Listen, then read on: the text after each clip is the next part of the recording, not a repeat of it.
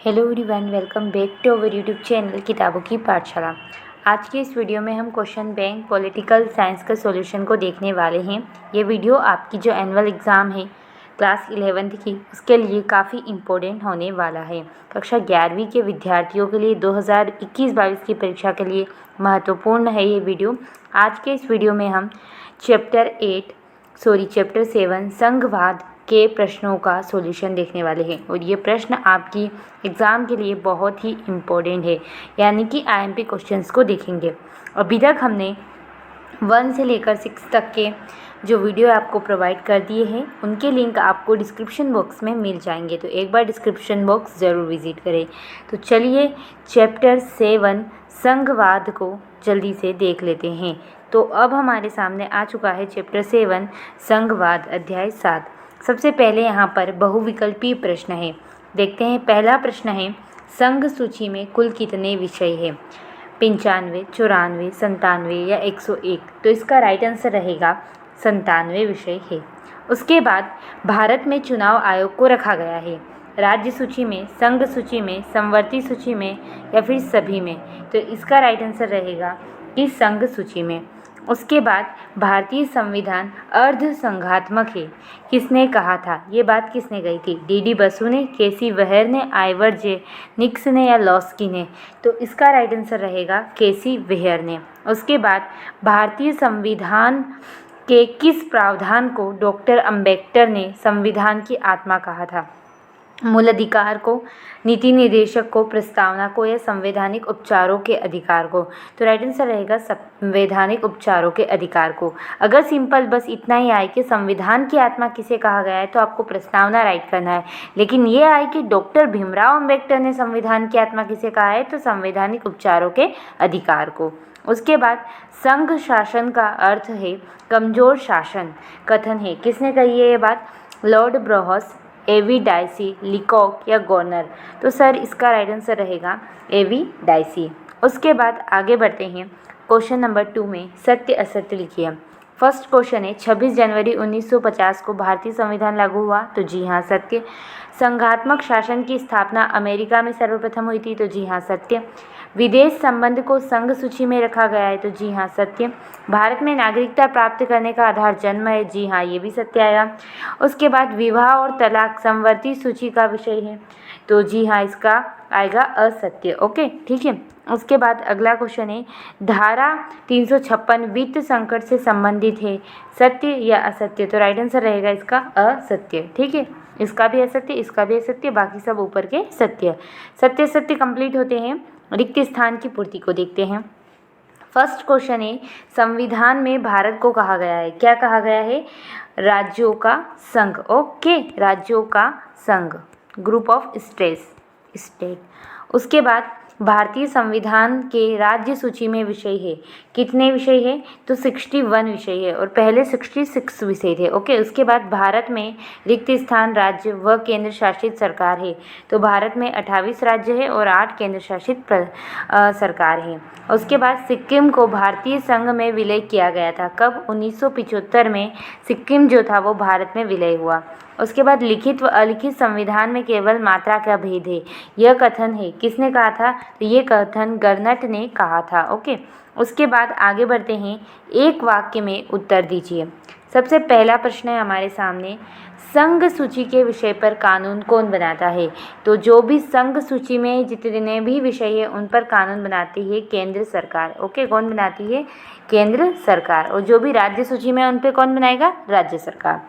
भारत को राज्यों का संघ कहा गया है, तो ये अनुच्छेद 1 में, भारतीय संविधान में जो अनुच्छेद 1 है वहाँ सबसे पहले यही बात की गई है कि भारत जो है वो राज्यों का संघ है।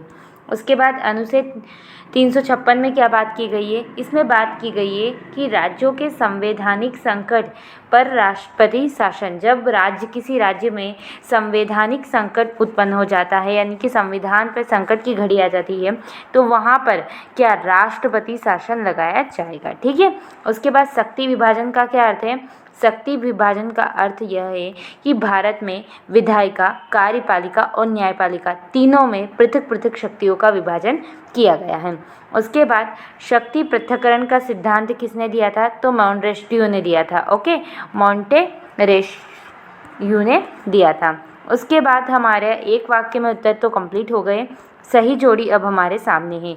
सबसे पहला है संघ सूची में कितने विषय हैं 97, और उसके बाद राज्य सूची में 66, समवर्ती सूची में 47। उसके बाद संविधान का रक्षक कौन है, स्वतंत्र न्यायालय को कहा जाता है संविधान का रक्षक। और केंद्र और राज्यों के बीच में जो विधायी शक्तियाँ हैं उनकी बात अनुच्छेद 245 से 255 में की गई है। ठीक है, अब इस तरीके से सही जोड़ी भी कंप्लीट हो गई। बात करते हैं लॉन्ग क्वेश्चंस की, ओके, और उनके आंसर की। 4 मार्कर क्वेश्चन इस चैप्टर से आपको देखने को मिलेंगे, तो चलिए देखते हैं इनके आंसर को एक एक करके। फर्स्ट क्वेश्चन है, भारतीय संविधान में केंद्र व राज्यों के विवादों की व्याख्या कीजिए। केंद्र और जो राज्य है उनमें कुछ विवाद अक्सर घूमते रहते हैं, तो वो कौन कौन से विवाद है भारतीय संविधान को लेकर, तो चलिए इसके आंसर को देखते हैं। तो जैसा कि आप स्क्रीन पर आंसर देख सकते हैं, भारतीय संविधान में केंद्र और राज्य के विवाद, जो केंद्र सरकार है और राज्य सरकार है उनमें कुछ विवाद है। जैसे कि सबसे अधिक जो विवाद है वो है राज्यपालों की नियुक्ति तथा उनकी भूमिका को लेकर रहता है। आमतौर पर राज्यपालों की नियुक्ति और विमुक्ति केंद्र सरकार मनमाने तरीके से निर्णय लेती है। इसमें मुख्यमंत्रियों की सलाह और सहमति को बिल्कुल भी महत्व नहीं दिया जाता, जबकि राज्यपाल कहाँ पे रहेगा, राज्य में रहेगा, तो उनकी वहाँ का जो मुख्यमंत्री है उनकी सलाह का कोई महत्व नहीं रहता है, जिसके कारण केंद्र और राज्य में क्या है, विवाद है। उसके बाद राज्यों द्वारा शासन संविधान के उपबंधों के तहत नहीं चलाया जाने पर केंद्र सरकार द्वारा राज्य सरकार को बर्खास्त करके राष्ट्रपति शासन लागू करना। यानी कि केंद्र के पास इतना पावर है कि अगर उन्हें लगे कि राज्य में सही ढंग से शासन नहीं चल रहा है तो वो राज्य सरकार को बर्खास्त कर सकती है और राष्ट्रपति शासन लागू कर सकती है। संविधान लागू होने के तुरंत बाद से ही इस प्रावधान का क्या हुआ, दुरुपयोग होने लगा। तो जिसके कारण क्या है, केंद्र और राज्य में विवाद रहता है। अगला है, नौकरशाही भी एक महत्वपूर्ण कारण रहा है जिस पर केंद्र और राज्यों के बीच मतभेद दिखाई देते हैं। नौकरशाही यानी कि जो भी सिविल सर्विस अधिकारी होते हैं, सिविल सेवक होते हैं, उनके बारे में उनसे कैसे मतभेद है, तो देखो उल्लेखनीय है कि अखिल भारतीय सेवाएं राज्यों की स्वायत्तता को कम कर देती है। जो ये सेवाएं होती है राज्यों की जो आज़ादी है उसको कम कर देती है, क्योंकि कई बार इनके अधिकारी जो होते हैं, इनके केंद्र के जो एजेंट है वो केंद्र के एजेंट की भांति व्यवहार करने लगते हैं। यानी कि जो सिविल सेवक होते हैं वो राज्य में कार्यरत रहते हैं, लेकिन वो क्या करते हैं, केंद्र के एजेंट की तरह जब काम करने लगते हैं, जिसकी वजह से केंद्र और राज्य में विवाद उत्पन्न हो जाता है। अखिल भारतीय सेवाओं के अधिकारियों का वेतन उच्च स्तर का होता है, जो राज्य की वित्तीय स्थिति को भी क्या करता है, प्रभावित करता है। तो इन कारणों के कारण भारतीय संविधान में केंद्र और राज्य को लेकर कुछ मतभेद या कुछ विवाद है। तो ये इसका पूरा आंसर है। आई होप आपको समझ आ गया होगा। चलिए जल्दी से इसका स्क्रीनशॉट नेक्स्ट क्वेश्चन की तरफ बढ़ते हैं।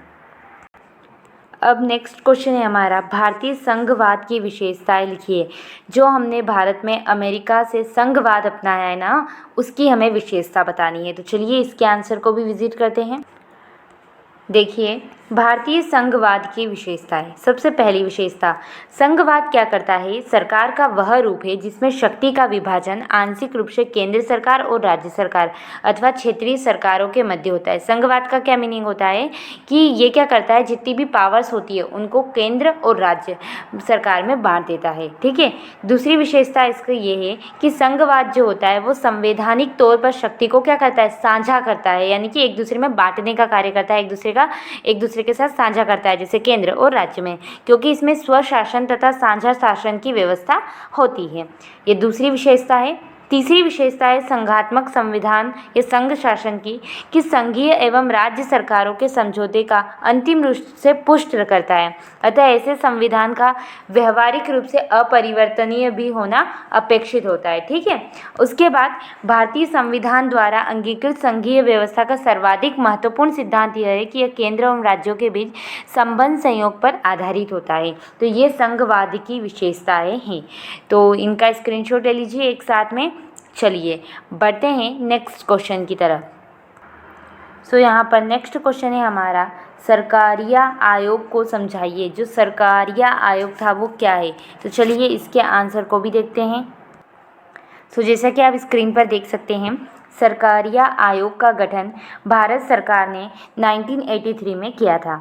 इसके जो अध्यक्ष थे वो सर्वोच्च न्यायालय से सेवानिवृत्त न्यायाधीश न्यायमूर्ति रणजीत सिंह सरकारिया थे। तो उन्हीं की सरनेम से इस आयोग का नाम भी रखा गया। कब इसका गठन हुआ? तो 1983 में हुआ। अब इस आयोग का गठन क्यों किया गया?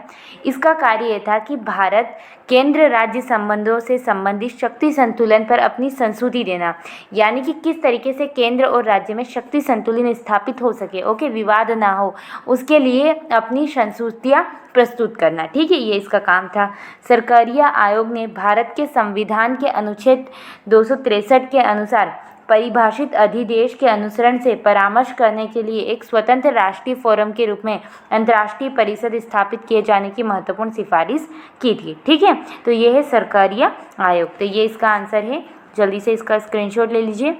चलिए बढ़ते हैं नेक्स्ट क्वेश्चन की तरफ। अब हमारे सामने यहाँ पर फोर्थ क्वेश्चन है, संविधान की सर्वोच्चता से क्या तात्पर्य है? आप सभी को पता है इंडिया में जो हमारा संविधान है, हमारा जो कॉन्स्टिट्यूशन है, वो सबसे सर्वोच्च है। ठीक है, तो उसका क्या मीनिंग है, सर्वोच्च होने से क्या मतलब है? तो चलिए इसके आंसर को भी समझते हैं। सो फ्रेंड, जैसा कि आप स्क्रीन पर देख सकते हैं, संविधान की सर्वोच्चता का तात्पर्य है कि भारत का संविधान क्या है, सर्वोच्च है। सर्वोच्च मीन्स उच्च है, सबसे आगे अगर कोई चीज़ है, सबसे मेन कोई चीज़ है, सबसे प्रमुख कोई चीज़ है, तो वो क्या है? इंडिया का कॉन्स्टिट्यूशन, भारत का संविधान हमारे लिए सबसे ज़रूरी वो है। क्योंकि सरकार के जो सभी अंग होते हैं, कार्यपालिका हुई, विधायिका हुई, न्यायपालिका हुई, इसी से अपनी शक्तियाँ प्राप्त करती है। देखो, सरकार हुई, कुछ भी हुआ, अगर हमारा संविधान नहीं होगा तो हमें कहाँ से पावर मिलेगी? ये सारी पावर हमें किसने दी? हमारे संविधान ने दी है। इसलिए हमारा संविधान क्या है? सर्वोच्च है। ब्रिटेन में संसद की सर्वोच्चता स्थापित की गई है। संसद द्वारा बनाई गई विधि को न्यायालय में चुनौती नहीं दी जा सकती। अमेरिकी संविधान में न्यायपालिका सर्वोच्च व संसद द्वारा बनाई गई विधि को संविधान के अनुरूप न होने पर इसके धनिक घोषित कर सकती है। किंतु भारत में संविधान को सर्वोच्च स्थान प्रदान किया गया है। भारत में शक्ति के स्रोत के रूप में संविधान क्या है? सर्वोच्च है। तो ये इसका आंसर है। जल्दी से इसका स्क्रीनशॉट ले लीजिए। चलिए अब देखते हैं नेक्स्ट क्वेश्चन को। अब नेक्स्ट क्वेश्चन है यहाँ पर, भारतीय संविधान संशोधन की प्रक्रिया को समझाइए। कोई भी नया अमेंडमेंट आता है तो वो किस तरीके से आता है, कैसे कॉन्स्टिट्यूशन में चेंजेस लाए जाते हैं और अमेंडमेंट दिए जाते हैं, यानी कि संविधान को संशोधित कर एक नया संविधान, एक नया कानून, या फिर हम कह सकते हैं एक नया संविधान संशोधन किस प्रकार किया जाता है। तो चलिए इसके आंसर को भी समझते हैं। तो देखिए स्क्रीन पर, संविधान संशोधन की प्रोसेस या प्रक्रिया। देखो, जब भी संविधान में संशोधन करना होता है तो कुछ चीज़ें की जाती है, कुछ स्टेप जो है उनको फॉलो किया जाता है और उसी के बाद संविधान में संशोधन होता है। उससे पहले हम ये समझते हैं कि संविधान संशोधन का मतलब क्या होता है। आप सबको पता है हमारा एक विस्तृत और सबसे बड़ा संविधान है। इसमें संशोधन करने का मतलब होता है संविधान के किसी विशेष भाग में परिवर्तन लाना, और उस परिवर्तन का हमेशा सकारात्मक प्रभाव हो ऐसी कोशिश करना। तो जब हम संविधान के किसी भाग में परिवर्तन करते हैं तो उसे हम कहते हैं संविधान संशोधन। अब इसकी प्रोसेस क्या है, कैसे हम परिवर्तन कर सकते हैं, तो चलिए इसको समझते हैं। देखो, एक संशोधन के प्रस्ताव की शुरुआत संसद से होती है, यानी कि पार्लियामेंट से सबसे पहले संविधान संशोधन की शुरुआत होती है। यहाँ पर क्या होता है, जो संशोधन करना है उसे बिल के रूप में संसद में पेश किया जाता है और फिर वहाँ पर शुरू होती है बहस। ओके, बहस शुरू होने के बाद इसके बाद इसे संसद के प्रत्येक सदन के द्वारा अनुमोदित किया जाता है, यानी कि प्रत्येक सदन के द्वारा संसद के इसे मंजूरी दी जाती है। उसके बाद प्रत्येक सदन में उपस्थित जितने भी सांसद होते हैं उनका 2/3 बहुमत और मतदान प्राप्त होना चाहिए किसी भी बिल को, ओके, पारित होने के लिए। साथ ही जितने भी सभी सदस्य जो उपस्थित है या फिर अनुपस्थित है उनका जो साधारण बहुमत है वो भी प्राप्त होना चाहिए। अब जब ये दोनों चीज़ें हो जाती है तो कोई विशेष संविधान संशोधन जब करते हैं तो कम से कम जितने भी इंडिया में राज्य है उनसे आधे राज्यों की विधायिका जो होती है वहाँ से भी अनुमति लेनी पड़ती है। जब ये सारी अवस्थाएं पूरी हो जाती है, यानी कि एक बार जब सभी अन्य अवस्थाएं पूरी कर ली जाती है तब संविधान में संशोधन किया जाता है। और तब भी कब, संशोधन के लिए भारत के राष्ट्रपति की स्वीकृति प्राप्त की जाए, यानी कि जब वो बिल संसद में पारित होता है, पारित होके जब राष्ट्रपति के इस पे ऊपर सिग्नेचर हो जाते हैं तब वह कानून बन जाता है तब वहाँ पे संशोधन हो जाता है। लेकिन ये एक क्या है, अंतिम जो अवस्था है राष्ट्रपति के सिग्नेचर की, ये सिर्फ एक औपचारिकता है, क्योंकि अगर पार्लियामेंट ने पारित कर दिया तो राष्ट्रपति जी सिग्नेचर जरूर कर देंगे। ठीक है, तो ये पूरी प्रोसेस है संविधान संशोधन की। ब्रीफली बताऊं, बिल पेश किया जाएगा, बहस से होगी, संसद पारित करेगा, बहुमत मिलेगा, बहुमत के बाद उसे राज्यों की विधायिका द्वारा भी अनुमति दी जाएगी। उसके बाद ये सारी अवस्था पूरी होने के बाद जब प्रेसिडेंट यानी कि राष्ट्रपति सिग्नेचर कर देंगे तब संविधान में संशोधन हो जाएगा और एक नया कानून बन के आ जाएगा। तो ये इसका आंसर है। जल्दी से स्क्रीनशॉट। चलिए बढ़ते हैं क्वेश्चन बैंक की तरफ। सो फ्रेंड, इस तरीके से हमारा जो चैप्टर 7 था उसके सारे क्वेश्चन आंसर कंप्लीट हो चुके हैं। आई होप ये जो क्वेश्चन आंसर थे इनसे आपको हेल्प हुई होगी। ठीक है, तो अगर ये वीडियो आपके लिए थोड़ा भी हेल्पफुल हो रहा है तो प्लीज़ वीडियो को लाइक करें, शेयर करें, subscribe the channel. Thanks for watching. धन्यवाद।